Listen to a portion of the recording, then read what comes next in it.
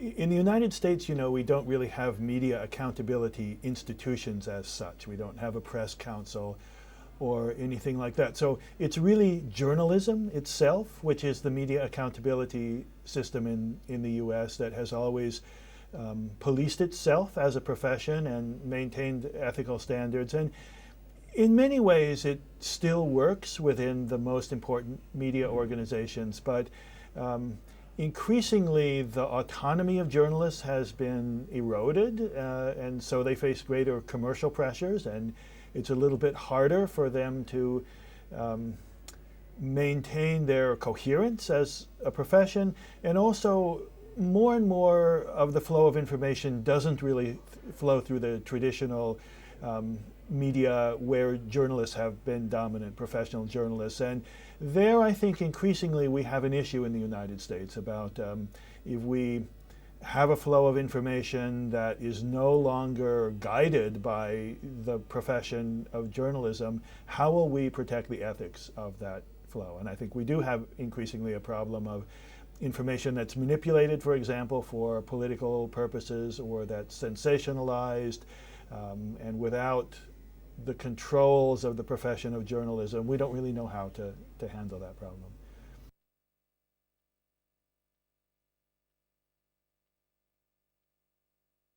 I think the internet offers a great deal of opportunity for the public at large to criticize journalism and to make journalism more open to criticism from the outside. So already in the United States, journalists respond a lot now to emails, they respond on blogs.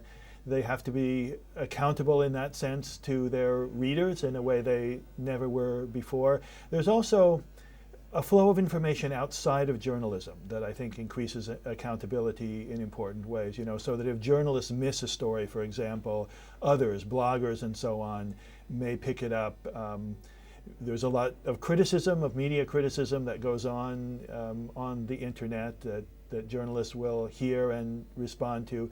In other ways, I think it's important to remember, though, that the internet may pose a challenge to media accountability, because the internet itself is not accountable in the ways that earlier media were. So in the United States, media accountability took place mainly through the internal controls of the profession of journalism, and journalists had standards about when a story, let's say about a scandal, when it was adequately sourced to be a legitimate news story. On the internet, information flows in a much more uncontrolled way, and a lot of it is bad information, and there isn't really any system of control within the internet. There's the marketplace of ideas, but in part because the internet is fragmented and audiences pay attention to sources within their ideological community, for example. Often the marketplace of ideas doesn't work very well, and a lot of misconceptions, factual errors, and so on can persist in the modern media environment in a way that they might not have in an earlier one.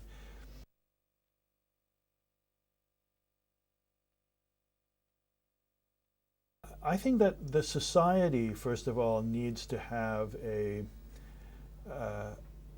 clearer consensus about what they expect from the media. We had that kind of consensus in the United States at one time. There was a strong view that media existed to serve some conception of the public good, and I think that there's increasing cynicism about that idea today, and much more of a, let's say, a conception of the flow of information as a kind of a combat among political factions. The United States has become more polarized and more partisan.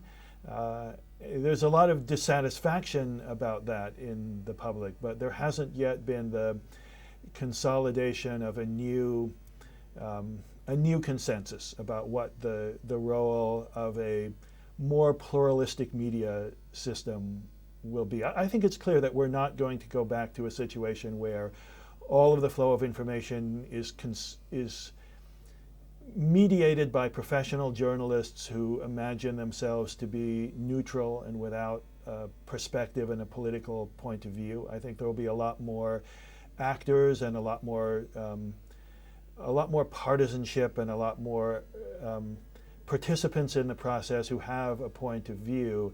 But I think that there nevertheless needs to be some consensus on the rules of the game as far as what kind of information is legitimate to circulate, what constitutes fair political commentary, what are the wider responsibilities of commentators to make sure that the information is accurate. And we're still struggling toward that.